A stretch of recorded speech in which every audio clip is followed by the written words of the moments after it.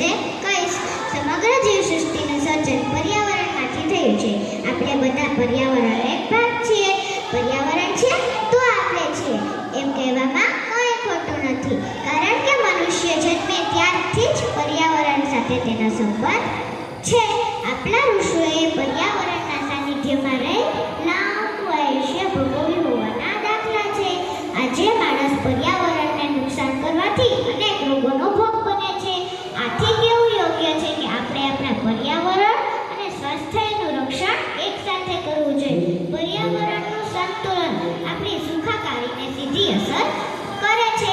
હાલ આપણી પૃથ્વી પરની આબોહવામાં પરિવર્તન થયું છે અને વિવિધ પ્રદૂષણોના પરિણામો જોઈએ છે. તેથી આવી પરિસ્થિતિમાં આપણા સ્વાસ્થ્ય અને પર્યાવરણની જાળવણી કરવી ખૂબ જરૂરી છે. સ્વસ્થ પર્યાવરણ આપણને જરૂરી ખોરાક, પાણી અને હવા પ્રદાન કરે છે. આપણે પર્યાવરણનું રક્ષણ કરી પ્રદૂષણ અટકાવી આવનારી પેઢીઓનું ભવિષ્ય સુરક્ષિત કરી શકીએ. આજના સમયમાં દરેક નાગરિકે પર્યાવરણનું જતન કરવાની પવિત્ર ફરજ છે. જો નાનપણથી બાળકોમાં પર્યાવરણ પ્રત્યે જાગૃતિ આવે તો ભવિષ્યમાં સ્વસ્થ પર્યાવરણનું નિર્માણ થઈ શકે.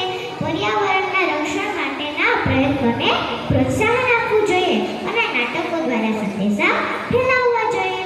તો ચાલો મિત્રો, આપણે આપણા ભવિષ્ય માટે એક સ્વસ્થ વિશ્વ બનાવવા માટે એક સાથે જોડાઈ જઈએ અને વૃક્ષો વાવીએ.